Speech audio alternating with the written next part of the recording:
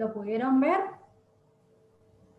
El cuadro Yo no lo de vi, la ley. la verdad no lo vi. Honestamente no lo vi porque estaba enloquecida, estamos enloquecidos haciendo trabajos y no lo vi. Bien. Era de, si no me equivoco, iluminación. Tablas de iluminación. Eso era lo que quería que vieran. Ahora se los voy a poner para que lo repasemos un poquito. Para el que no lo pudo ver, así como un breve repaso. La idea es que tengan un panorama y una idea de la cantidad de looks que nosotros deberíamos tener en nuestro plano de trabajo, ¿sí? Con esto no quiere decir que vayan ustedes a hacer una medición y que deba todo un procedimiento, ¿sí? Una preparación, pero sí para que tengan una orientación y saber si en su espacio de trabajo están con una buena iluminación o es deficiente o está mal diseñada. Un poco con lo que hemos visto nos podemos dar una idea. Les voy a compartir acá la pantalla un ratito entonces para que vean esta parte de la ley que yo les había encargado. A ver, subo un poco ahí. Ahí la pueden ver, ¿verdad? No, ahora no se ve nada, ¿eh? Todavía no empezaste a compartir, a ver. Sí, está compartiendo Ahí, pantalla. ahora sí, Dice. ahora sí. Ahora sí. Ah, listo. Ahí estamos. Bueno, entonces acá teníamos unas tablitas. La primera tabla tiene que ver con la intensidad media de iluminación, dependiendo las clases de tarea visual y la exigencia visual que yo tengo, ¿sí? Entonces, por ejemplo, para una visión ocasional, como puede ser un pasillo, ¿sí? Unos lugares de tránsito, yo con 100 lux, por ejemplo, en mi plano de trabajo, que decíamos que se mide 80 centímetros del suelo, estaría bien, ¿de acuerdo? Ya después vemos que la cantidad de lux, que acá un compañero me comentó que un lux equivalía a la luz de una vela. Sí, me acuerdo, Entonces, fui yo. Sí, genial, eso me encantó. Bueno, pues todas las medidas que tenemos en general vienen de una relación con lo primitivo, con la luz de una vela, con, no sé, los caballos de fuerza. Pero no lo sabía lo de la vela, o lo he visto en algún momento, me he olvidado, sinceramente. Bueno, para tareas, fíjense, por ejemplo, tareas moderadamente críticas y prolongadas con detalles medianos, ¿sí? Como podría llegar a ser el de oficina, ahí ya tenemos que el rango de lux que yo tengo que medir va de 300 a 750, ¿sí? Y acá en la tabla 2, que nos marca la intensidad mínima de iluminación, o sea, no puede estar por debajo de eso. Iluminación general 100 lux, como habíamos visto, y si vamos, por ejemplo, a lo que es oficinas, que ya acá se los marqué, acá un hall para el público, es decir, un espacio donde las personas esperan, sería 200 lux como mínimo. Para trabajos generales de oficina, como lectura de buenas reproducciones, lectura en general, transcripción, ¿sí? Archivo y demás, 500 lux, ¿sí? Y fíjense que puede llegar hasta 750, tal cual lo indicaba la tablita anterior que tenía que ver con las actividades, ¿sí? Ahora, esto también depende mucho, como hablábamos, del confort y como uno se sienta también cómodo y tiene que ver con la edad del usuario. Yo me he medido planos de trabajo de 700 lux, por ejemplo, y a mi gusto y en general con lo que he consultado con las personas que trabajaban allí, era una intensidad demasiado alta, ¿sí? O sea, sentían como que la iluminación era demasiada. Tiene que ver también con el tipo de lámparas. Hoy se usa mucho el LED. La mayoría de las empresas y los establecimientos están cambiando a LED. Entonces la iluminación LED es, si ustedes comparan una iluminación de un incandescente o un fluorescente a un LED, la diferencia es impresionante. Inclusive si en su casa lo han probado, podrán ver esa diferencia. En general la LED es mucho más blanca y la calidad de la iluminación es mucho mejor. ¿Y hay diferencia, Joana, entre la luz blanca y la luz cálida? Sí, hay diferencia. Hay diferencia. Hay diferencia y se elige dependiendo de la tarea, ¿sí? Entonces, para algunos lugares una luz cálida está bueno, Pero para trabajo de oficina, por ejemplo, se recomienda más bien la luz blanca, ¿sí? Y es lo que en general se utiliza.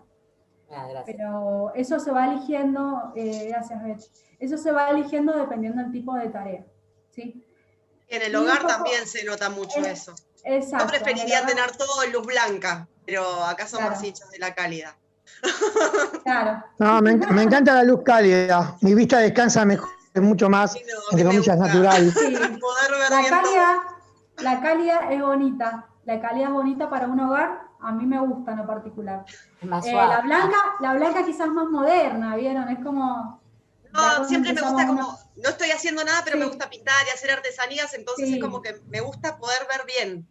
Claro, es una Cuando hay agudeza sombra, visual la cuando hay... tuya, distinta Sí, a la de un tránsito normal de una casa. Entonces, y podés incluso generarte iluminación localizada con alguna lámpara en particular para tus espacios de trabajo, digamos, donde tengas arte y demás. Eso lo podés generar con una iluminación LED y el resto tener cálida.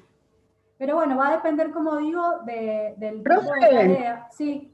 Tengo una consulta, porque por ejemplo depende también el ambiente o donde vos estés en la oficina, puede ser que si no tiene ventanas o no, o tiene muy chicas, el entrado de luz es menos y viste en las mayorías, o queda un poco viejo, los tubos, los famosos tubos Sí. que son, por ejemplo, a mí en la oficina me mata todo el día estar con esa luz artificial, Sí. me hace muy, o sea, la vista no me la banco, encima que yo soy media Claro. ciega, los anteojos, de quedar reflejo en el monitor y se hace, tendría que, hay como alguna ley o hay como algo que se debería como ya modificar o cambiar, digamos, o no, si está eso y es...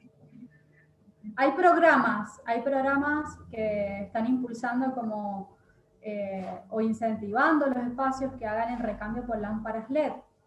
Eso es en las universidades, inclusive acá en la universidad, en la regional de Mendoza, ellos han hecho ensayos, por ejemplo, para todo lo que es iluminación LED de alumbrado público. Entonces ellos en el laboratorio de, no me acuerdo si fue el de electrónica, bueno, hicieron como todas las pruebas de las lámparas, porque esas se prueban una cierta cantidad de horas, se mide la intensidad, y recién allí se pueden colocar en el espacio público. Hay como Acá, por ejemplo, en la incentivos. municipalidad cambiaron todo el sistema LED, por ejemplo, Claro. en el municipio donde yo vivo, ¿no? Claro, lo mismo, acá también. Y alumbran un montón. En la calle lo que pusieron del sistema LED es impresionante y cambia abismalmente. Por eso digo la diferencia que ustedes notan cuando van a una... Miren, acá por ejemplo, el gran problema de las industrias acá es que al ser naves muy altas, la iluminación que pongas es deficiente. O sea, nunca alcanza, porque además es muy alto y tenés generalmente objetos, maquinarias que te generan sombras y proyecciones. Desde que se empezó a hacer el recambio por lámparas LED, que vienen también para industria, son carísimas, advierto, cada lámpara, y lo sé porque hemos estado en proyectos de inversión en los cuales hemos ido recambiando así como de a poco, en etapas. Cuando vos cambiás un espacio a LED, es impresionante el cambio, con lo que te ilumina es maravilloso. Pero no deja de ser una iluminación artificial. O sea, la idea de la iluminación artificial es lograr como suplir esa luz natural y debería ser lo más parecida posible. Por eso es que la cálida, digamos, nos genera esa sensación de que es una luz solar, ¿sí? Pero bueno, la tecnología también nos va ayudando a mejorar nuestra calidad en la iluminación y bueno, no es lo mismo que la luz cálida, pero funciona muy bien. Entonces, para todo lo que es oficina, lo mismo, se está incentivando ese recambio de lo que son esos tubitos viejos, fluorescentes, por los tubos de LED, que también vienen tubitos de LED. Y aparte hay un ahorro, sí. Aparte hay un ahorro en consumo, digamos. Totalmente, César, sí. Sí. César, ¿querés aportar algo más de esto de iluminación? No, yo, por un lado creo que... un poco de esto.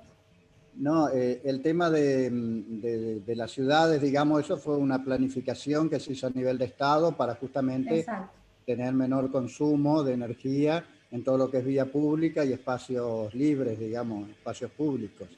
Lo mismo las universidades lo están haciendo, y más aún, con el mismo ahorro que va produciendo el consumo, se va, digamos, comprando cada vez más. Y bueno, nuestra facultad lo hizo así, es decir, se hizo una primera compra y después con el mismo ahorro que se dio de consumo, se hizo una segunda partida.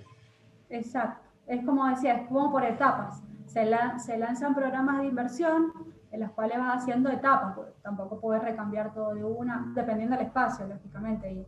Y la disponibilidad de inversión, que sabemos que acá siempre te dicen no hay para inversión. Cuando vos llevas los proyectos no hay plata para invertir. Pero claro, cuando empiezan a ver el ahorro, muchos se vuelcan por ese lado, ¿sí? Porque además la lámpara tiene una duración mayor. Claro, qué buen sistema de poder haber hecho un cambio y con el ahorro seguir. Claro, manteniendo eso. Imagínense si tuviéramos todo solar, ¿sí? Y nos pudiéramos alimentar con por lo menos la gran parte con nuestros propios paneles. Aquí en la universidad, en la regional, tenemos paneles solares, y sería genial. Eso es parte del cambio también que se viene con las tecnologías limpias o verdes. Acá en el municipio de Morón, sumado a todo lo que dijo César, también hubo una campaña a nivel de los hogares hace años, en donde cambiaban las lamparitas viejas por las LED. Claro. Sí. También hubieron campañas así. Hay distintos tipos de campañas. Lo que pasa es que tampoco puede haber una obligación en lo que decían respecto de alguna ley y demás. Siempre antes de generar alguna reglamentación, se dan como espacios de cambio, se dan plazos para que se adapten las empresas, se adapten los edificios. Lo que pasa es que cuando se ven los beneficios, por ejemplo, con los electrodomésticos, si alguien tiene una heladera de las viejas, compra una con ahorro energético, totalmente. Ya ahí vale la pena. Es impresionante la diferencia de consumo. Con la eficacia, a ver si alguno sabe, creo que los A son tienen mayor eficiencia energética. Claro. Aunque fuese B, ya es un cambio impresionante respecto de las viejas. Más allá de todos los beneficios que por ahí sin duda pueden tener, ¿no? En diseño, en espacio y demás, pero sí, es impresionante. Sí. Hay un caso concreto que es en los equipos de aire acondicionado frío-calor. Sí. Las viejas estufas eléctricas, inclusive esas que están prohibidas por el aceite venenoso que tenían esos radiadores, consumían 1.500, 2.000 watts la hora, una animalada de consumo por una baja eficiencia. Y hoy en día tenés un equipo split que te consume la mitad o menos y tenés un rendimiento sideralmente diferente, mucho más eficiente. Totalmente, sí. Lona, en relación a lo inverter, la tecnología nueva de inverter para los motores y los equipos, o sea, lavarropa, heladeras, aire acondicionado. Sí, totalmente. Betty, ¿ibas a hacer una pregunta? No, te preguntaba en relación a los paneles solares, porque bueno, yo tengo a mi sobrina, por ejemplo, que vive en Córdoba y ellos lo pusieron, pero es caro instalarlo, ellos tienen toda la parte de agua caliente, todo. ¿No hay a nivel nacional, o vos que decías en la provincia, planes para hacer la reconversión a paneles solares? Desconozco. Seguramente tienen que haber algunos proyectos, porque siempre eso, de parte del gobierno, siempre hay incentivos hacia la población. Eso va a ocurrir cuando las compañías de hoy en día, que son las monopólicas, que son dueños de la energía eléctrica a través del erario público nacional, porque el Estado es el que le da el kiosquito, pero digamos, esto va a ocurrir cuando esas mismas empresas monopólicas sean beneficiarias de esos nuevos desarrollos. Sí, totalmente, dicta la tecla. Es así, es una magia. Es así, lo mismo, a ver, pensemos esto, lo mismo ocurre con los vehículos eléctricos. Con los eléctricos, pero hay energía limpia. Tendríamos energía, de hecho, hay como fórmulas y demás para la energía eléctrica gratuita y limpia, ¿sí? Inalámbrica, como hablaba Tesla, ¿no? Exacto. Lo que pasa es que hay digamos, esas matrículas, no son matrículas, ¿cómo es? Cuando inscribís... Las licencias. ¿Patentes? Las patentes, muchas veces las compran estas grandes compañías monopólicas, y la esconde, porque lógicamente se acaba el negocio para muchos. Sí, el petróleo sigue siendo rentable. Sigue siendo rentable y ya, digamos, parece de la antigüedad, pero sigue generando muchos puestos de trabajo, sigue generando dinero, inversión. Sí, totalmente, guerras, invasión, terrible. Invasiones, total. Entonces, bueno, diste la tecla con eso de que hasta que las mismas empresas mafiosas transnacionales no se apropien de las nuevas fuentes de energía, no va a ocurrir el cambio. No va a avanzar, no, exacto. Exacto, el cambio es con ellos, o es con ellos o no es con nadie. Exactamente. Así que esperemos que pronto o se acaben esos monopolios bueno, muchos inventores que han ido innovando respecto de las energías y demás, terminan siempre muertos. Fíjense qué historias más trágicas que tienen. Muertos, les roban todos los escritos, los persiguen. Hay toda como una mafia detrás de eso que uno no ve. A nosotros lo que nos llega es lo mínimo, como para que digas vos, uy, qué bueno, mirá, puedo probar esto, tengo esta libertad, pero es un poco ilusorio. Yo tengo amigos que viven en España. En España es tan grande, se nota tanta la presencia mafiosa de los monopolios de la energía, que es ilegal comprar un panel y hacer toda la instalación. Está prohibido por la ley. No, terrible. O sea, sos un delincuente. Si vos compras un panel y haces la instalación en España, sos un delincuente. Un horror. Terrible eso. Una cosa que no puede ser. Eso es en España. Por eso que acá hay que apurarse a hacer que nosotros, los independientes, digamos, que me causa gracia escucharme a mí mismo decir independiente porque no creo. Pero no importa. Nosotros, digamos, la sociedad civil tenga, digamos, esa iniciativa de como hacen en Córdoba o en otras provincias, de poder hacer un sistema mixto y poder birlar de alguna manera el monopolio económico de la energía. Exacto. Por ahora siempre digo, la mejor forma de rebelarse es tratar de ser lo más autosustentable posible. Ponerse su panel. Yo sé que de un tiempo acá son más económicos de lo que eran en un principio. En un principio era como muy ostentoso, digamos, armarte paneles solares para tu casa. Hoy en día yo sé que son más accesibles porque hay mucha gente que lo hace.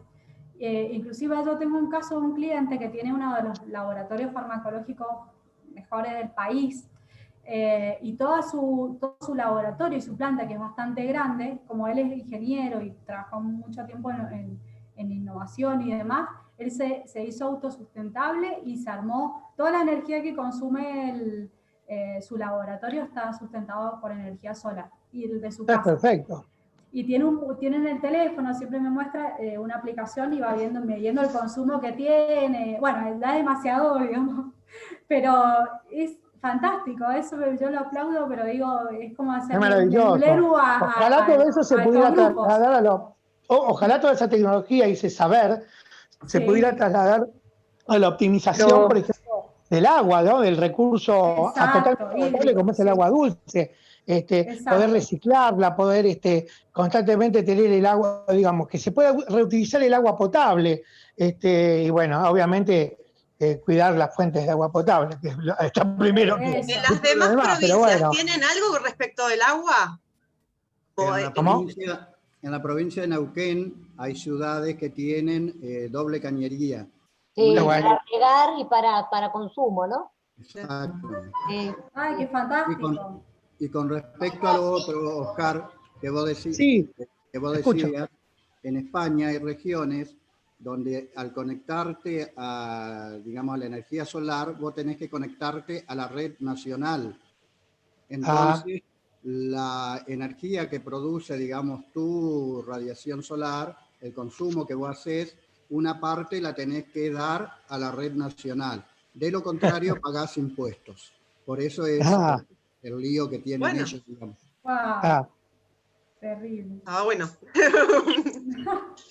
Yo con lo del agua lo vi que se cuidaba mucho en Francia, justo, o sea, como que recordé eso, pero no sabía si en otras provincias, por ejemplo en Tierra del Fuego, recuerdo también que en algún momento también como cuidaban bastante y lo tenían asimilado.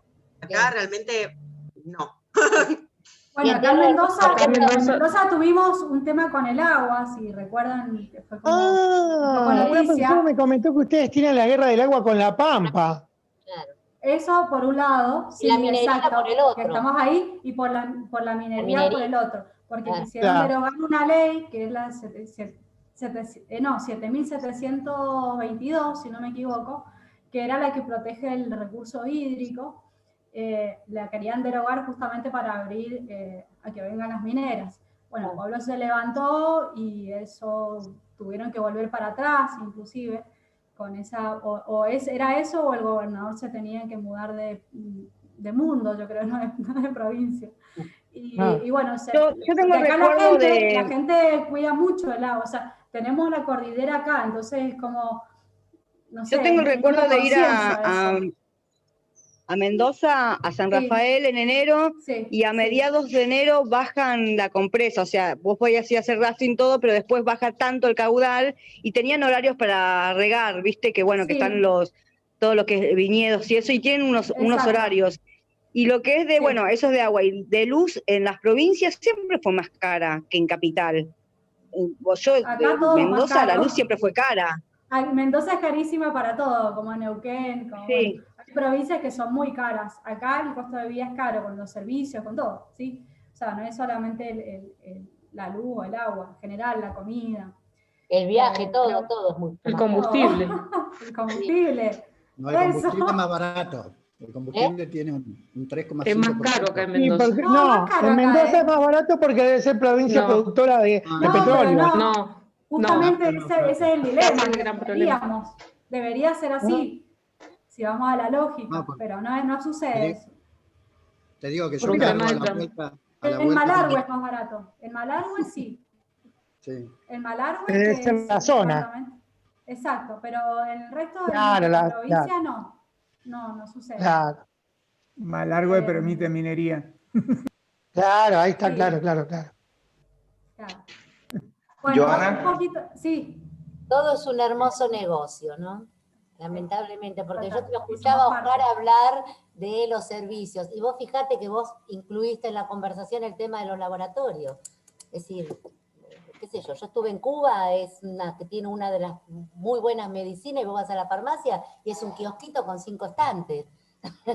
Y que con eso sobra. Y acá tenés que la tobastatina de Roche, que la de Ruemer, que la de acá, que la de allá, y se llevan millones y millones y millones, y se sigue permitiendo, ¿no? Pero bueno, ¿qué va a hacer?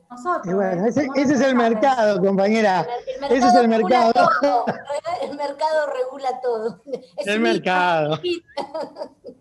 Alguien más quería hacer una pregunta que recién... Nos vamos a suicidar, Joana, cambiemos de tema. Sí, cambiamos de tema, acá vamos todos...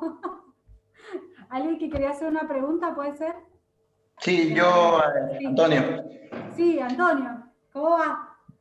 Todo bien. Vos sabés que, bueno, nosotros acá en La Valle, al estar tan lejos de la electricidad, todos tenemos paneles solares, no por pudientes, sino porque por necesidad. Claro, se puso en el 98, se pusieron paneles solares, después se reemplazaron por unos más nuevos. ¿Se lo puso el gobierno, Antonio? Sí. Me recuerdo ver el partido de Francia 98 en un blanco y negro chiquitito.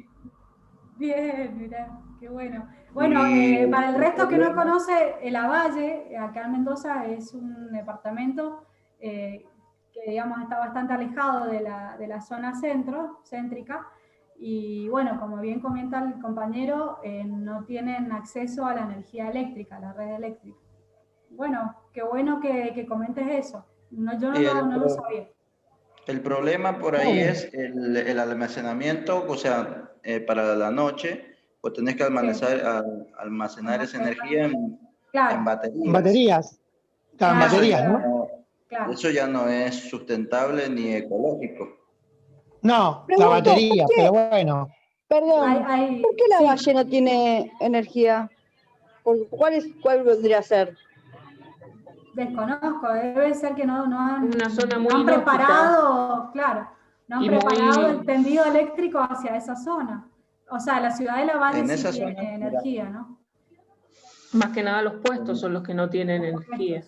Exactamente. Como dice ahí, quienes tienen energía ya son, por ejemplo, las escuelas, lógicamente, el centro de salud, que está todo junto en un pueblito donde se habrán 20 familias, y quienes viven a la vuelta de ellos sí tienen energía.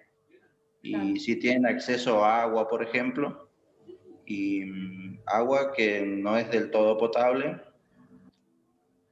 Y por ejemplo, justamente, mira, ahora estamos rabiando porque tengo mi abuela, tiene 83, mi tía tiene 83, y hace una semana y media cuando ellos están sin agua y les estamos llevando agua en tachos, en bidones, y son gente, y da mucha bronca. Claro, miren las distintas realidades, ¿no? Uno se queja a veces. Bueno, gracias Antonio por compartir. Buenísimo el dato.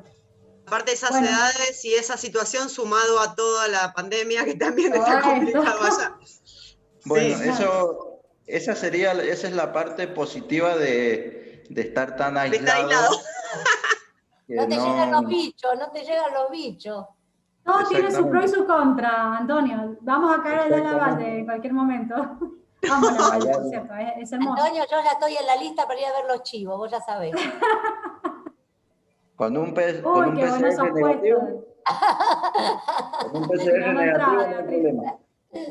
Bien. Bueno, chicos, un poco acá para terminar con lo que es iluminación. Acá van a encontrar, si ustedes buscan por actividades, ¿sí? O sea, usos y destinos de la edificación, oficinas, bancos, industria alimenticia. Bueno, tienen un poco acá de todo. Pero recuerden, lo que a mí me interesa que se queden con lo que es iluminación general, que son 100 lux para tránsito, ¿sí? Eso te da como una visión, digamos, donde tu ojo puede percibir colores, formas y poder identificar peligros, que sería lo mínimo. Después tenemos lo que es iluminación de emergencia, no sé si recuerdan. A ver si alguien recuerda los mínimos. Sí, que era la condición mínima como para salir. Exacto, pero ¿alguien recuerda los lux? ¿40? No. La tiraste tú. Somos un montón, algunos se tienen que acordar. ¿Ninguno? Bueno, eran 40 lux a 80 centímetros del suelo. Eso es lo mínimo que tiene que tener una iluminación de emergencia. Que es lo que me va a permitir evacuar, como bien dijo Vicky. Bueno, dejamos acá lo que es iluminación, no vamos a entrar en más detalle porque ya lo que es medición y demás como bastante complejo, pero me interesa que se lleven eso básico, ¿sí? Que hay un mínimo de iluminación y hay un rango dentro de los cuales puedo estar comprendido, como vimos en la tabla 1, ¿sí? Eso es lo que quería que se llevara. Vamos a pasar ahora a lo que es incendio, ¿sí? Esa es la clase que vamos a tener hoy y seguramente yo creo que va a quedar a la mitad porque el incendio es bastante interesante, seguramente se van a aprender y da como para hablarla bastante. Vamos a arrancar. Como siempre les digo, yo voy a avanzar si hay algo que me... Sí. Te hago una consulta. Sí. ¿Nosotros con vos hasta cuándo cursamos? Te pregunto porque ya tuvimos la última clase de diseño y metodología también, esta es la última clase, pero tenemos que seguir con los trabajos. Pero claro. ¿Cursado con vos hasta cuándo tenemos? Hasta el 25. Perfecto. Hasta el 25 de noviembre. Por eso nos queda la clase que viene, el día 18 o en diciembre. Bueno, voy a consultar bien con Marco, me voy a sacar la duda. Yo tengo el 25 anotado. Pero vamos a tener una clase más y después tenemos un trabajito práctico que sería como integrador. ¿Sí? Que, a ver, la idea es que lo hagan, que sea bien práctico, que no sea algo tedioso para hacer. Y el día 25 lo dejaríamos como para... Lo que comentaron otros profesores, la entrega de notas era el 27 de este mes. Claro, el 27, por eso hasta el 25 lo dejaríamos para dudas o consultas. Okay. El miércoles anterior tendríamos como el trabajo práctico, que sería el 18. ¿Sí? Así más o menos sería. Voy a consultar de todas maneras por si han cambiado en algo, pero no me han informado de que hayan habido modificaciones. Yo les hago una consulta, ¿cómo están con los trabajos? ¿Están bien, verdad? O sea, no ha sido demasiado tedioso. Atrasadísimo. Yo les iba a no, hay dos materias que son muy pesadas. Hay dos materias en particular, la de los lunes y la de los viernes, que estamos atrás. Ajá, bien. Bien, bueno, la mía dentro de todo habrán visto que es bastante, al ser más bien de observación y práctica, es mucho más fácil de llevar. Sí, es más livianita. Es más como aplicable, más livianita, digamos, ¿sí? Más livianita. Exacto. Y como no estamos ahondando tanto, estamos viendo, mi idea es que se lleven un poco de cada tema, para no hacerlo tan profundo, porque tampoco nos da el tiempo. Entonces, como más llevable. Bueno, vamos a arrancar con esta que es incendio. Prevención y extinción. Si van generando dudas, por favor me avisan ahí, Betty, la veo a Susana y a Vicky. Bueno, lo que vamos a ver de incendio tiene que ver con lo que es la prevención, es decir, para que no se produzca un incendio, y en el caso de que se produzca, que estemos preparados para poder extinguirlo, y en el caso de que no lo podamos extinguir, que sería la última opción, que podamos evacuar un edificio, ¿sí?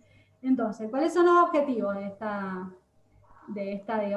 clase? Identificar las principales causas que provocan los incendios, conocer las medidas preventivas para evitar de que se produzca y conocer los procedimientos para su control y extinción. En los incendios, en general, vamos a observar que arranca con pequeños errores, algún descuido, ¿sí? Una falta de control, una falta de mantenimiento, y termine con grandes consecuencias, ¿sí? Habrán observado que la mayoría de los incendios terminan con una destrucción total, ¿sí? Sobre todo aquellos que se dan en los hogares, porque no tenemos forma muchas veces de combatirlo, ¿sí? Ahora vamos a ver en esta clase también cuáles son las clases de fuego que existen y las maneras de extinguir y combatir ese fuego, que no son todas iguales. ¿Qué es el fuego? Para dar algunas definiciones, es un proceso de combustión, una reacción química entre combustibles con el oxígeno, es decir, una reacción de oxidación, bajo la acción de una fuente de calor. Y esto emite luz, calor, gases, humos y llamas, ¿sí? En general, en la mayoría de los incendios, ¿sí? Lo que termina ocurriendo es que lo más peligroso no es el calor en sí mismo y el fuego en sí mismo, sino los gases y los humos que se desprenden de esa reacción de oxidación, ¿sí? Y vamos a entrar un poquito acá en lo que es el tetraedro del fuego. No sé si alguna vez han escuchado sobre esto. Algunos que ya tienen algo de incendio, alguna capacitación y demás, lo van a recordar porque es como lo básico. Pero serían los factores que intervienen para que exista un fuego, para que se mantenga un fuego, y por lo tanto, si yo actúo sobre alguno de esos factores, puedo extinguir el fuego, ¿sí? ¿Cuáles son esos factores? El calor, ¿sí? Porque necesito una cierta temperatura para que un fuego se produzca. Combustible, ¿sí? Que es lo que está ardiendo, cuál es ese material que se está oxidando. Y acá tenemos distintos tipos de combustible. Puede ser madera, papel, ¿sí? Combustible líquido, como puede ser queroseno. Después tenemos lo que se llama comburente, y esto tomen nota, por favor, no sé si tienen para tomar nota, pero sería calor, combustible, comburente, que el comburente en general sería la atmósfera donde se produce esa reacción de oxidación. En general es oxígeno, pero puede ocurrir que ardan otras atmósferas, ¿sí? ¿El comburente en química no era como que contribuía a la reacción, justamente? Sí, el comburente en realidad es la atmósfera donde se va a producir ese fuego, lo que vos necesitas para que el fuego exista. En general el oxígeno, mientras más oxígeno tenés, la oxidación justamente se da en mejores condiciones y por lo tanto hay fuego. Okay. Pero puede ser que ese comburente responda a otro gas. Y después la reacción en cadena, esto sí ya es una reacción química propiamente dicha, que son aquellas reacciones que se van produciendo cuando el fuego ya comenzó y que hacen que el fuego siga por sí solo. ¿Sí? ¿Qué quiere decir? Que yo voy a sacar el fuego. ¿Vieron cuando armamos el asadito del domingo, que ponemos las tablitas o lo que tengamos, carbón, lo que fuera, y nosotros le damos fuego y le damos fuego y le damos fuego, ¿sí? Y le damos oxígeno, o sea, le damos calor y le damos comburente, hasta que en un momento yo dejo de aplicar, ¿sí?, calor y el fuego sigue por sí mismo. El fuego ya se generó. Esa sería la reacción en cadena, serían esas reacciones químicas que se van generando con el fuego. Bueno, si yo actúo en alguno de estos factores, el fuego se extingue. Es decir, puedo quitar calor actuando por enfriamiento, puedo remover el combustible quitando lo que está ardiendo o diseminando el material que arde, sofocando el oxígeno, es decir, formando alguna capa para que no se siga alimentando ese fuego de oxígeno, o puedo actuar en la reacción en cadena. Ya en la reacción en cadena es un poco más difícil y necesito un agente extintor específico, ¿sí? Necesito químicos para poder actuar allí. Pero en general, o puedo quitar calor, o puedo remover el combustible, o puedo sofocar. ¿Sí? Esos serían los métodos de extinción del fuego. ¿Hay alguien que tiene el micrófono abierto? A ver si lo pueden cerrar porque se Dice escucha... Antonio. Sí, por favor. Hay dos. Hay dos. Yo no los veo porque estoy con la pantalla, pero si pueden desactivar el micrófono, genial.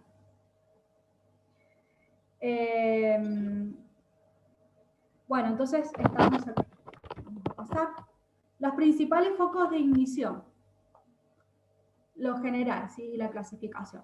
Fuentes naturales, porque un fuego puede iniciar por la caída de un rayo, ¿sí? O la acción de la radiación solar. Tenemos fuentes eléctricas, chispas y arcos eléctricos, cortocircuitos, ¿sí? Sobrecarga, recalentamiento. Esto en las instalaciones eléctricas y es de lo más común. Vamos a ver enseguida cómo están distribuidas estos principales focos de ignición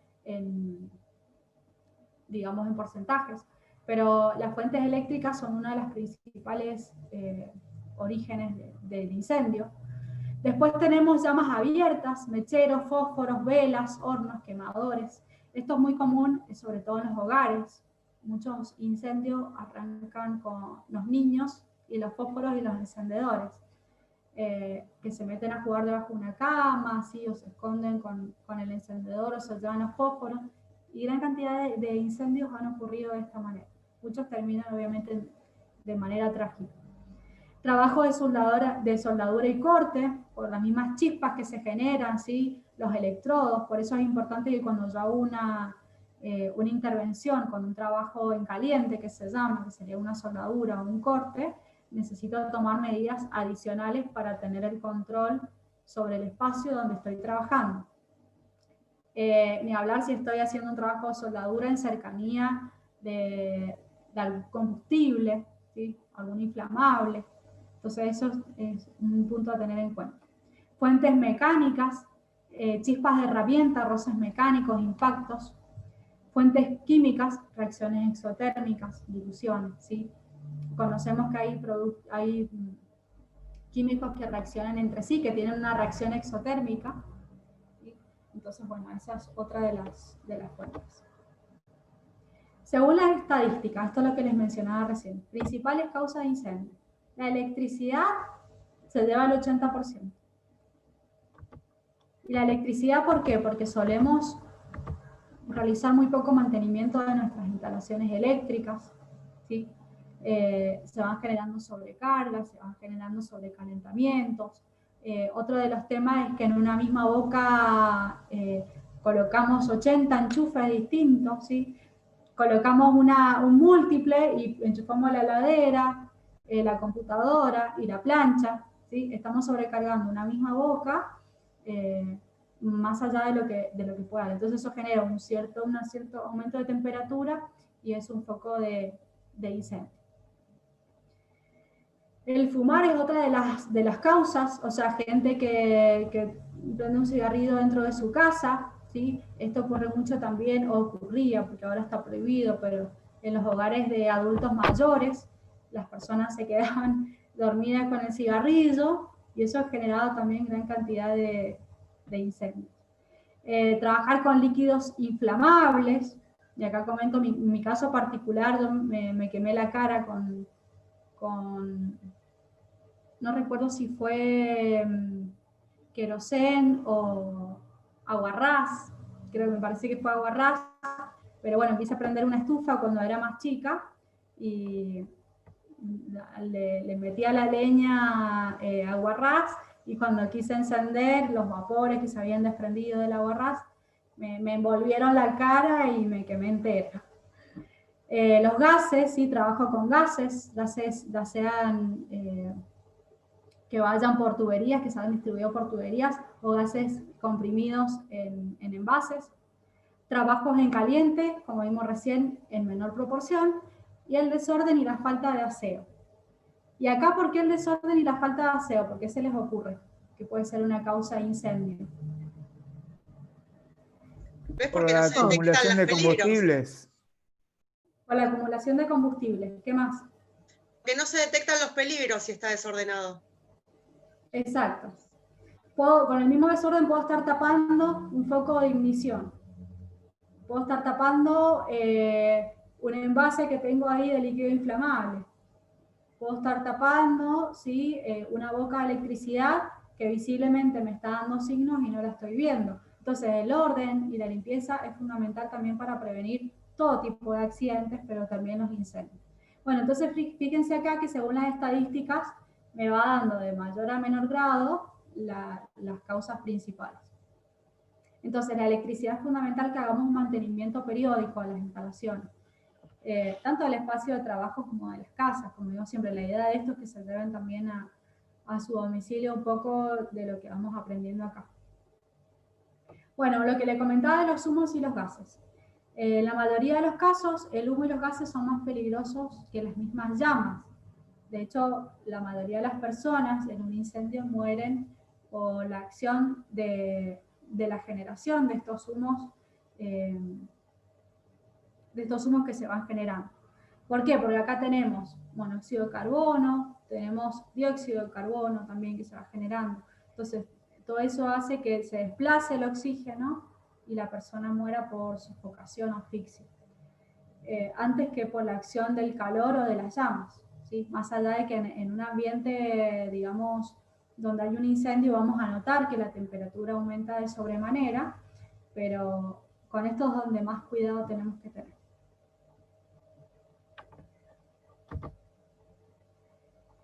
Bueno, vamos a identificar las causas más comunes, pero antes de seguir con esto, vamos a pasar a una parte de la ley que quiero hacer complementario, porque quiero que sepan que también tenemos la ley, como si la han podido observar, en cada capítulo habla del control de distintos riesgos y cómo tratarlos, tanto en la ley como en el decreto 351, que sería el decreto reglamentario de esta ley. Entonces, en el capítulo 18, habla de protecciones contra incendios. Esto sí, después se pueden hacer una leidita, por favor, de este capítulo, tanto del capítulo en sí, como del anexo del capítulo 18, que está en el 351, yo se los voy a nombrar. De la protección contra incendios, dice el artículo 160. La protección contra incendios comprende el conjunto de condiciones de construcción, instalación y equipamiento que se deben observar, tanto para los ambientes como para los edificios, aún para trabajos fuera de estos y en la medida en que las tareas los requieran. ¿Cuáles son los objetivos? Y esto es fundamental. Los objetivos de la protección contra incendios. Primero, dificultar la iniciación de los incendios. Es decir, yo voy a preparar mi espacio de trabajo para evitar o dificultar por lo menos que el incendio se produzca. Esa sería la primera medida. Y esto lo logro con el control si tengo maquinarias, si almaceno inflamables, los combustibles que puedo llegar a tener adentro, llámese combustibles a un escritorio, papeles, con la disposición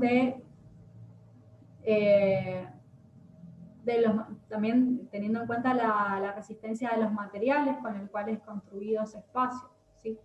Vamos a ver también qué es resistencia de material.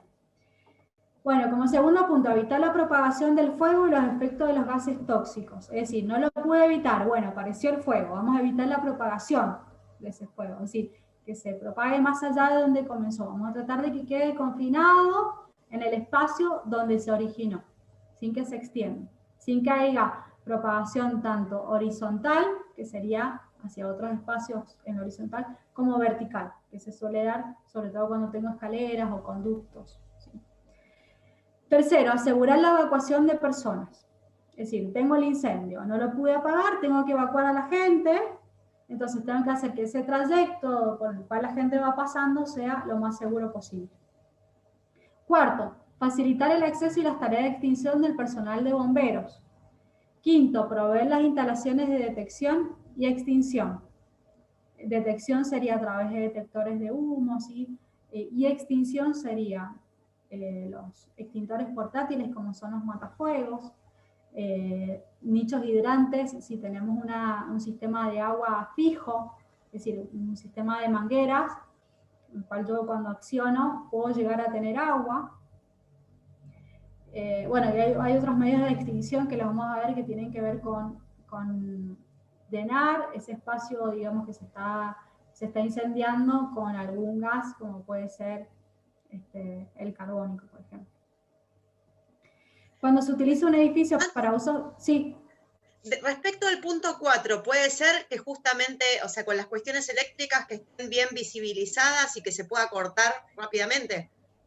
Sí, esa es una tarea, más que el personal de bomberos, propio de quien ocupa. Pero, por ejemplo, antes de que lleguen, cortar todo, sí, como para que esté en condiciones.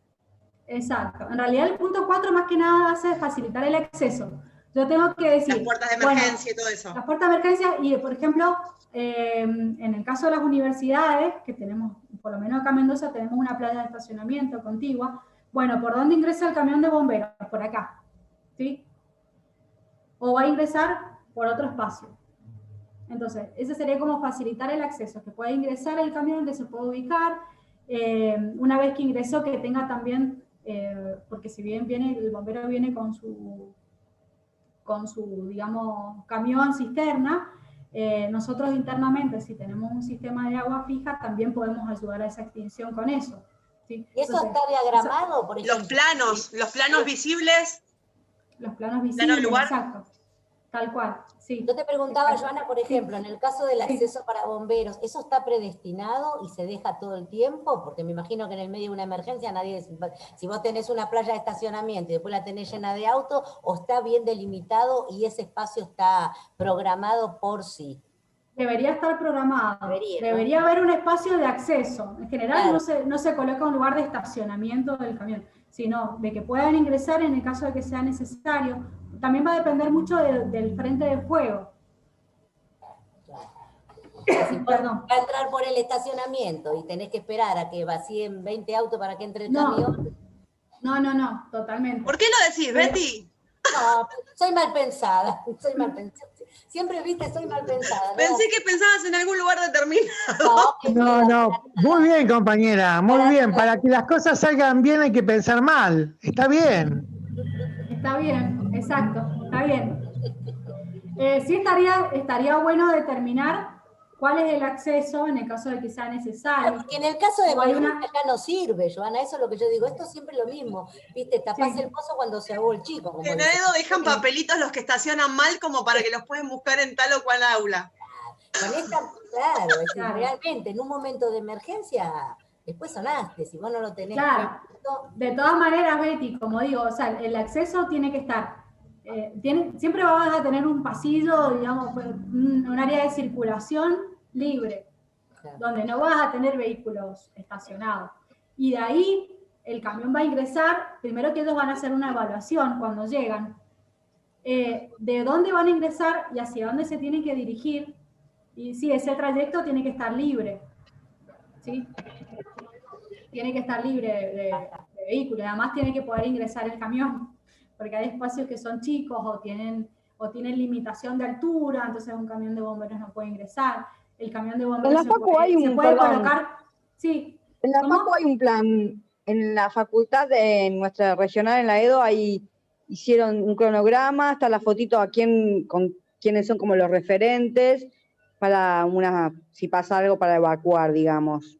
Sí. Y cada uno tiene como su función. Y ahí a que funcione es otra cosa, ¿no? Claro, y ahí a que funcione... Claro, esa es la brigada. Bueno, un poco acá en Mendoza también hay un plan, está un poco desactualizado porque eso hay que actualizarlo permanentemente, porque si vamos cambiando las personas que están en el espacio de trabajo, tengo que cambiar también los roles, ¿sí? Claro. Primero hay que capacitar a la gente para que cada uno sepa, no sé, el jefe de emergencia, ¿quién es? ¿Cuál es el rol del jefe de emergencia? Una vez que capacito al jefe de emergencia, le puedo designar ese rol. No puedo designar un rol a alguien que, digamos, que no ha sido capacitado previamente para ejercer esa tarea. ¿Sí? En todo caso, nosotros aquí en Mendoza, por más que no accione el personal de brigada que está capacitado, siempre accionamos lo de servicio, que somos los que empezamos a mantener control, designar a la gente y todas esas cuestiones. Exacto. Bueno, es lo que sucede. Hay roles que ya están determinados. Por ejemplo, la gente de servicio en general tiene designado el rol que se llama de acción, ¿sí? O sea, el corte de servicios, porque son los que saben dónde están, corte de energía eléctrica, ¿sí? De gas, de agua. Entonces, como personal de servicio conoce, digamos, todas esas ubicaciones, en esa tarea, se les asigna inmediatamente ese rol. ¿Sí? Es como, bueno, después, cada profesor de cada aula también tiene un rol específico para la evacuación, en el cual cada uno también tiene que dar directivas de cómo evacuar al aula a la cual está dictando clase. Entonces, hay roles que ya son, digamos, adquiridos cuando yo ocupo ese lugar, sin que alguien me los haya designado, ¿sí? Joana, perdón. Sí. En Mar del Plata hemos hecho un par de simulacros, 2 o 3 simulacros, y nos han capacitado a los no docentes y a los docentes mismos para explicar cómo salir del aula, despacito, en fila. Tenemos un punto de encuentro, tanto adelante como atrás, dependiendo de si hay un incendio, en qué zona es. Y después cada uno de nosotros, los no docentes, tenemos asignados áreas que tenemos que revisar. Así que donde suena la alarma y donde el encargado hace el corte de corriente y avisa a los bomberos, cada uno tiene que salir y revisar las aulas que nos tocan a nosotros, por ejemplo, en planta baja, con los baños. Y bueno, la verdad que con el protocolo funcionó bien. Hicimos un simulacro donde un par de bomberos vinieron también y se hicieron como los desmayados en el baño, y bueno, tuvimos que auxiliarlos y estuvo bien. La verdad que es necesario hacer un simulacro. Bueno, eso es interesante de que puedan evaluarte los mismos bomberos, porque terminan conociendo la institución y más o menos sin tener que recurrir a un plano o algo, pueden ver ya de antemano cuando se dirigen al lugar que van. Exacto, Fabi. Sí, eso es buenísimo. Nosotros acá en Mendoza, este año, en realidad el año pasado teníamos previsto a fin de año hacer un simulacro con asistencia de bomberos, que además nosotros tenemos, bomberos de ciudad, perdón, de Mendoza, lo tenemos muy cercanito, ahí a la vuelta. Entonces sí, la idea nosotros a 5 cuadras, así que también rápido. Claro, los que están medianamente en zonas centrales tienen un cuartel de bomberos cerca, ¿sí? Entonces, bueno, nosotros tuvimos el año pasado los chicos, los de Mendoza se deben recordar que tuvimos varios simulacros reales. Tuvimos varios, bueno, acá es una zona movida, ¿sí? Entonces tuvimos simulacros, no de incendio, porque no hemos tenido incendio, pero sí de evacuación. ¿Cómo? Amenazas de bomba. Amenazas de bomba. Lo general, es lo principal. Primero en la lista. Pero, ¿quién está hablando? Perdón, no los veo. Sí, Rachel, ¿cómo estás? Pero más que todo también tener en cuenta las salidas, porque por ejemplo en el lugar donde yo estoy, bueno, vos sabés, en la salida de emergencia hay una escalera. Exacto. Hay mucha opción. Claro, tienen que ser accesibles, digamos, para personas con diversidad funcional, las salidas, ¿sí? Que en eso estamos. En eso yo creo que la mayoría de los edificios son bastante antiguos y hay que ir como adaptando a lo que vamos aprendiendo como sociedad, porque realmente es un aprendizaje de todos, ir como adaptando los espacios para las personas que tienen una diversidad funcional, ¿sí? personas que... Sí, el año pasado cuando hubo un temblor fuerte tuvimos que bajar a un chico en silla de ruedas, la silla pesaba el triple del peso normal. Claro. Y entre 4 bajar la silla, imagínate el chico después. O sea, eran 6 más o menos para bajar el chico y la silla. Claro, pesaba toneladas. Claro, exacto, pero en realidad es planta baja para las personas con diversidad funcional. ¿Sí? Entonces, la forma de evacuar a una persona en silla de ruedas o con muletas, que no tenga, digamos, esa posibilidad de poder evacuar de manera rápida y que necesita asistencia, necesitan ubicarse en planta baja, sí o sí. Eso fue uno de los errores del año pasado que, por alguna circunstancia u otra, tuvieron que bajar a esa persona en silla de ruedas de un espacio donde no debería haber estado. Pero bueno, más allá por ejemplo, de eso, si en lugar de ser un trabajador es un alumno, el alumno también, o sea, podría estar en cualquier piso. Pasó con un alumno el año pasado. Claro. Pero es que, claro, nosotros no tenemos aulas en el nivel... programar el aula para que justamente hacer un cambio de aula, bueno, para que pueda estar en... En AEDO es una cuestión mixta. En AEDO, los chicos que tienen problemas de vista están en el subsuelo. Claro, pero el tema está en una cuestión de motricidad. ¿Sí? Cuando en AEDO, por ejemplo, tenemos 2 ascensores, ¿sí? En donde podrían ir a los pisos superiores donde están las aulas, porque en el primer piso no hay. Después está el subsuelo, como dice Beatriz, donde está la biblioteca parlante. Pero a la vez también los ascensores no abarcan la totalidad de los pisos. Y aparte que hay además, en el área de ingreso un lugar donde... Betty. Pero si hay un incendio... Empezar por eso, no podemos usar ascensores. No podemos usar ascensores para evacuación. Es lo primero que por eso mismo que digo... habría que tener aulas en ese piso. Claro. Miren, si se van a ocupar pisos... Sí. Los ascensores no se usan en evacuación. Nosotros, buenas tardes, nosotros en Mar del Plata tenemos una brigada específica para el personal, o sea, para las personas discapacitadas. Ellos lo tienen que identificar si hay alumnos o docentes, si tienen alguna discapacidad, y son los encargados, en el caso de que haya una evacuación, de asistirlos, sí. Bien, eso está genial. Me parece que Mar del Plata está... Pero más allá de eso... muchas cosas, Sí, siempre nos venden la regional. En Mendoza hay mucha gente con discapacidad funcional. Susana, soy muchos alumnos que van. Si bien los chicos de la Secretaría de Asuntos Estudiantiles acá tienen un registro y se trata de organizar las aulas, digamos, para la ocupación de personas con diversidad funcional y demás, la idea de la evacuación, en general, aunque necesiten asistencia, es que la persona, y lo hemos hablado acá con Raquel varias veces, que la persona debería poder salir por sí misma. Esa sería la idea. Esa sería la idea, como general. Lo que pasa es que muchas veces una idea es la teoría y otra es la práctica. Siempre van a necesitar una asistencia externa y alguien que esté a disposición de la gente que necesite evacuar y que no lo pueda hacer por sus medios. ¿Sí? O sea, una persona con silla de ruedas podría evacuar o debería poder evacuar por sí misma, sola.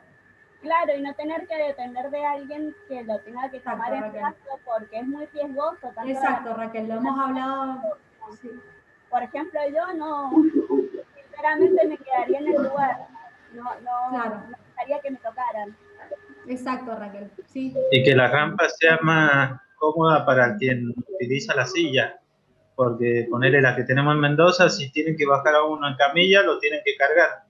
Porque bajarlo por la rampa no es imposible, no doblar. Nos dan los ángulos.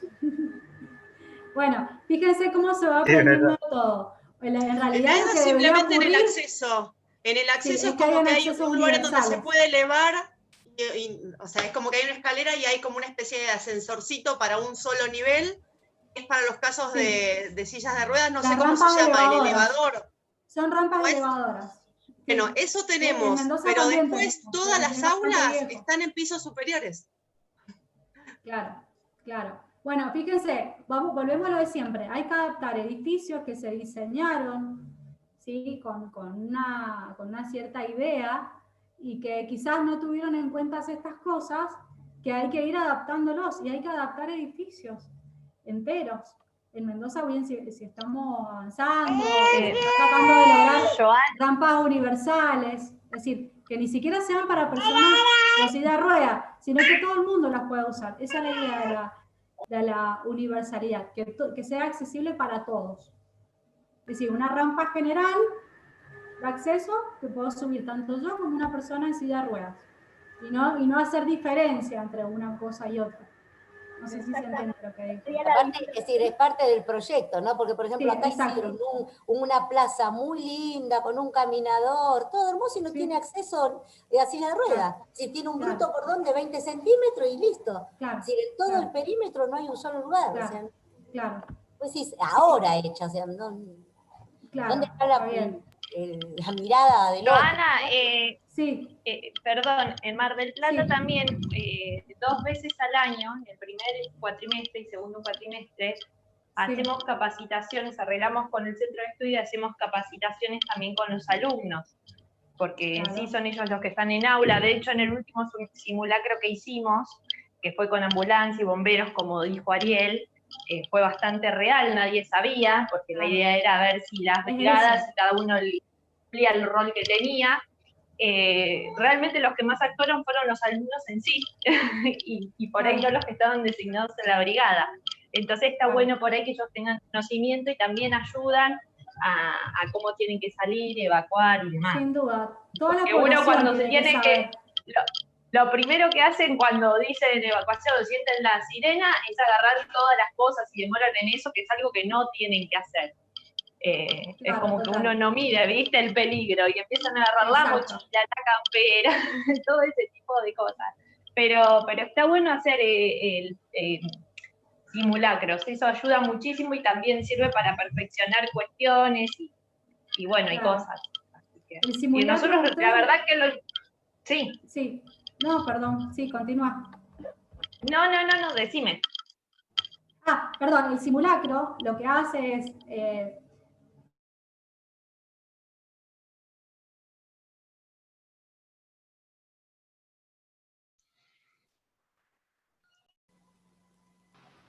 Hola. ¿Se silenció? Joana, ¿qué pasó? La perdimos. Se nos fue. Veo como Forrest Gump. Eso es todo lo que tengo para decir al respecto. Le agarró el simulacro. Se agarró el simulacro y se fue todo a la mierda. Ariel, me voy a ir a trabajar a Mar del Plata, ¿eh? La verdad que... No puede ser, siempre nos venden la regional. Con las manos vacías. Lo que pasa es que es nuevita y tuvieron que hacer los deberes bien para que habiliten, ¿está bien? Encima tienen más. Millennials. Muy bien. Joana. Perfeccionó todo. Joana, la bombardeó una tormenta solar ahí. Sí. Me has quedado como Forrest Gump. Pensamos que habías empezado la evacuación. Claro, poner la alarma en mi casa. No, chicos, se me va ¿vieron? Bueno, les dije, se me va cada tanto la conexión. Bueno, vamos a terminar una parte, vamos a avanzar un poquito más, porque ya son las 15:13, y después vamos a seguir hablando de este tema cuando veamos evacuación. ¿Me ven y me escuchan bien? Sí. Ahí, Sí. Ahora sí. Bueno, perfectamente. Entonces, dentro de lo que es la ley capítulo 18, protección contra incendios, léanse esta parte que son los objetivos, ¿sí? Digamos que la evacuación obviamente es una de las cuestiones principales que tenemos que observar. Vamos al artículo 170. Dice, los materiales con que se construyan los establecimientos serán resistentes al fuego y deberán soportar sin derrumbarse la combustión de los elementos que contengan, de manera de permitir la evacuación de personas. La resistencia al fuego está expresada en minutos, o sea, se hacen ensayos a los distintos materiales y se determina la resistencia que tienen a la acción del fuego, como les vuelvo a decir, expresada en minutos, sin que pierdan las propiedades del material, ¿sí? Entonces, se expresan con una F y a continuación un número. Se los voy a mostrar.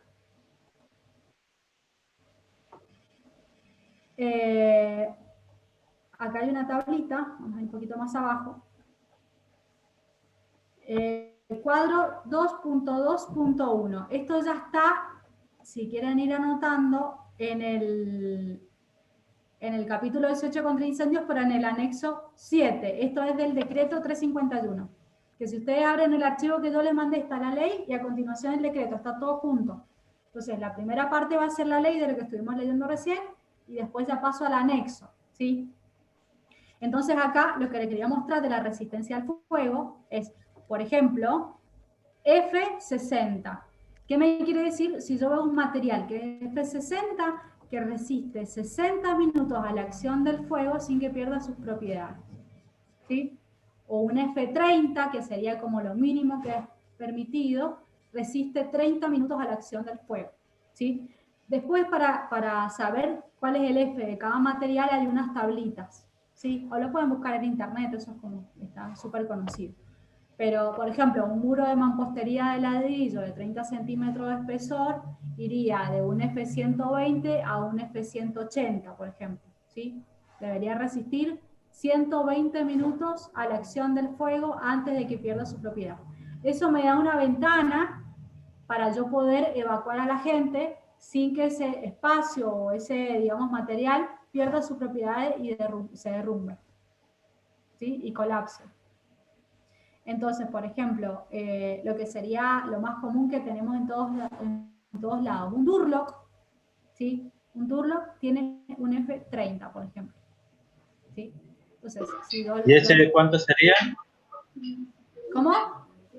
¿F30 de cuánto sería? ¿De 10 minutos? 30 minutos, F30, 30 minutos. No, 30 minutos. 30 minutos. Exacto, Ah, bien, está expresado en minutos. Si fuera F60 serían 60 minutos, 180, 180 minutos, ¿sí? Así está expresado. Entonces, digamos, esta tablita yo la voy a utilizar después, una vez que yo haga un estudio de carga de fuego, así que determine cuál es la carga de fuego total que tengo en un espacio. Entonces ahí voy a determinar la resistencia a los materiales que tengo que tener en las puertas. En teoría también lo debería tener en las ventanas, ¿sí? Y en todo lo que hace la cobertura del espacio, ¿sí? Sería como la resistencia mínima que debo tener en mis materiales. Cosa que por ahí es muy difícil de lograr en los vidrios, ¿sí? Porque los vidrios no tienen una resistencia al fuego de 30 minutos. Salvo que le coloque alguna protección, como vienen algunos film que son retardantes, ¿sí? O otro tipo de vidrios más específicos, vidrio de seguridad. Pero en general el vidrio de una casa no lo podemos garantizar a eso, ¿sí? Perdón, voy a tomar un poco de agua. Bueno, hasta ahí ¿Qué significa NP? ¿Cómo? NP, ¿qué significa?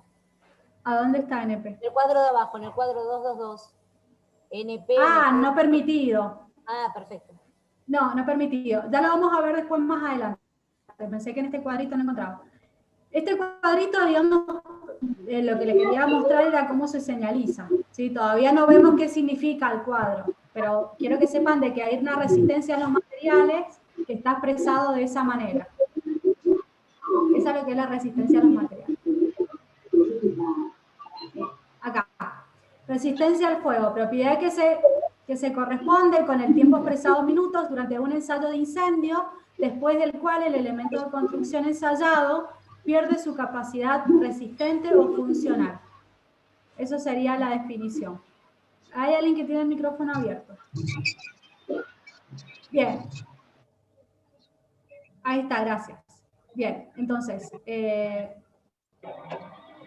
y otra definición más que vamos a ver es la carga de fuego, ¿sí? Que la vamos a dejar para la próxima clase, pero quiero que se vayan con este concepto. La carga de fuego es el peso en madera por unidad de superficie, es decir, kilogramos sobre metros cuadrados, capaz de desarrollar una cantidad de calor equivalente a la de los materiales contenidos en el sector de incendio. ¿Se escucha ahí un micrófono abierto? Sí, parece que hay alguien debajo del agua. Algo así se escucha. Sí, se escucha como bajo el agua, exacto. Es una compañera que está ahí con el micrófono abierto. Monis, ¿puede ser? Monis. Está con el micrófono abierto. Bueno, Entonces, esas son algunas definiciones que quiero que se lleven. Lo que es resistencia al fuego, carga de fuego, ¿sí? Para que después podamos la clase que viene avanzar un poquito más.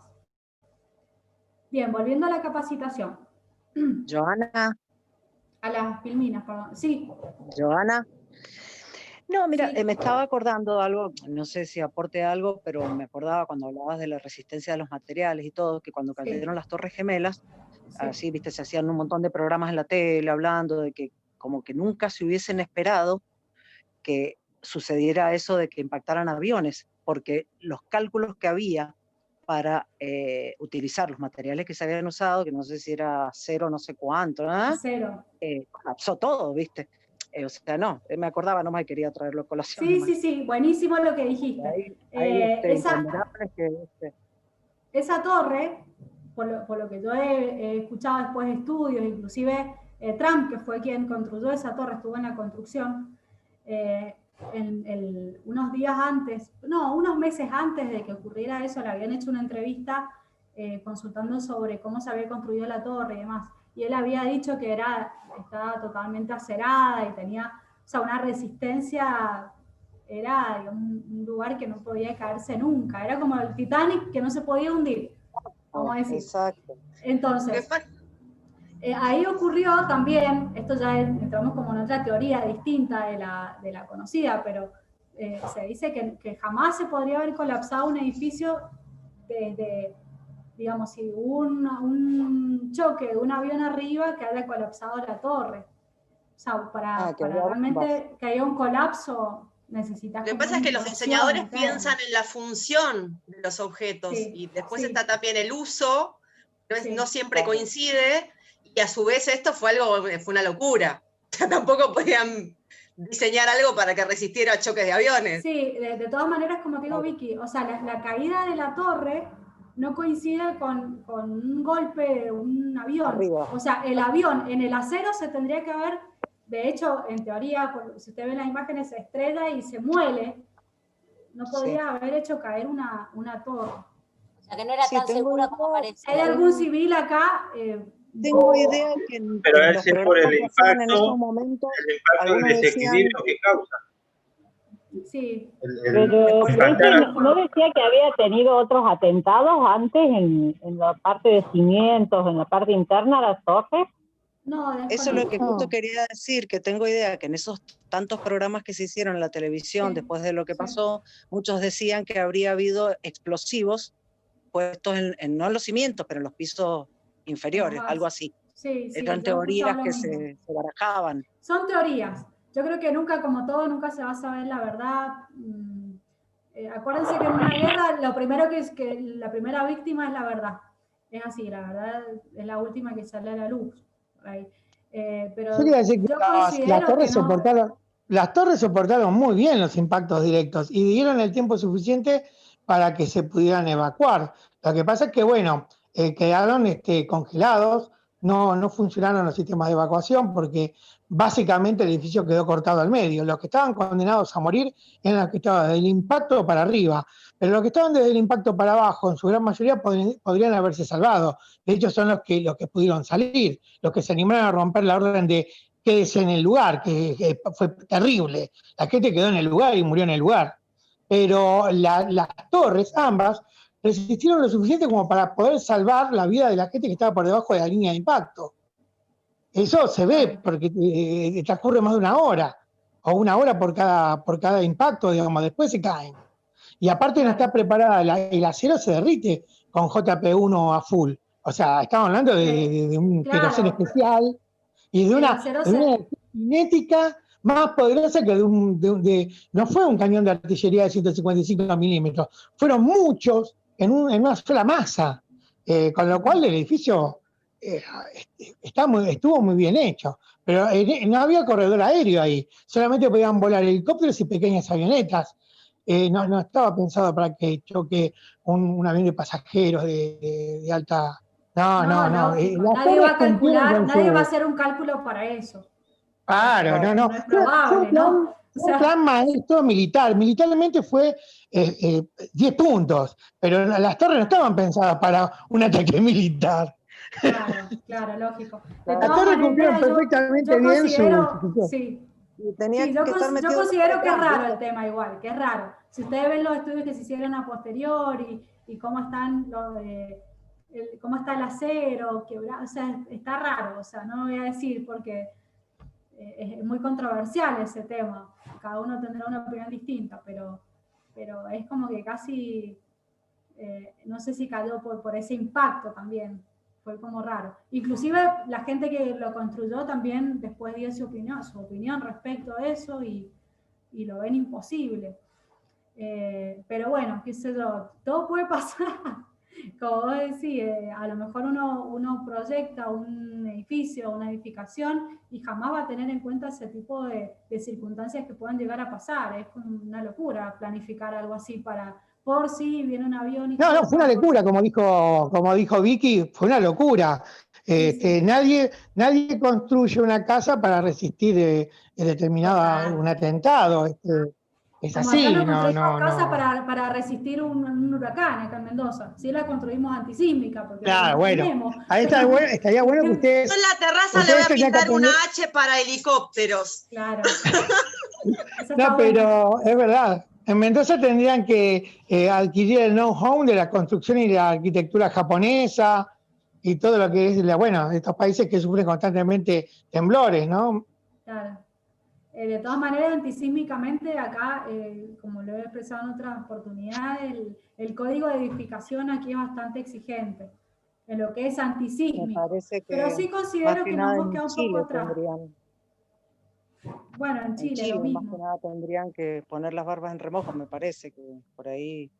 Porque los resultados de Chile cuando hay alguna cosa así son terribles, y es cierto, y Mendoza... Claro, sí, ellos además sufren el maremoto. Quizás porque tienen más edificios más altos, ¿viste? No sé. En Mendoza no, claro, es bastante bueno, bajo. Acá dentro de todo bastante bajo, no tenemos edificios tan altos. Y otra de las cuestiones que quizás yo incitaría acá es el cambio de los materiales, porque acá estamos muy acostumbrados a construir, todo tiene que ser de hormigón armado y si no, no sirve. Y quizás hay otro tipo de materiales, quizás un poco más livianos y que tienen igual resistencia, tienen resistencia al fuego y tienen una resistencia sísmica. Y tiene que ver también cómo está planificado sobre rodillos. Claro, porque eso de rodillos yo me acuerdo haberlo visto en las bodegas, en los piletones de las bodegas, esos rodillos antisísmicos. Ajá, desconozco lo de las bodegas, pero sé que muchas universidades tienen rodillos acá. La nuestra tiene las residencias universitarias, fueron el primer edificio en Mendoza, más o menos de haber sido, creo que era Cobos el decano, me parece. Ajá. O sea, en el 2000, por ahí, fue el primer edificio en Mendoza con una aislación sísmica, que no me acuerdo cómo se llama, pero es así con rodillos, que se desliza. Exacto. Es un edificio de las residencias universitarias, y el proyecto fue la tesis doctoral del ingeniero Tornelo, que es el actual director de Civil. Esto lo sé porque estoy en prensa, no porque sea muy bien. Qué buena información, gracias. Lo tuve que difundir y todo eso. Ajá, excelente. Bueno, acá hay muchas. Sí. Creo que el edificio de las residencias está hecho con amortiguadores y el de química con rodillos. Claro, hay diferencias. Hay diferentes tipos de rodillos o amortiguadores. Pero sí lo que hacen es acomodar la edificación a los movimientos. Entonces eso evita que, digamos, el edificio, como ocurre... entre resonancia y se desmorone. Exacto. Ana, y respecto al fuego, lo que más conviene en sí es el hormigón. Lo que tiene más resistencia es el hormigón, porque tenemos un F bastante alto. Entonces tenemos de 180 minutos para poder evacuar un edificio. Lo que pasa es que también el hormigón, ahora cuando pierde su resistencia, colapsa. Lo mismo que el hierro. El hierro, la acción del calor, tiene una cierta resistencia, pero cuando pasa esa resistencia, se quiebra.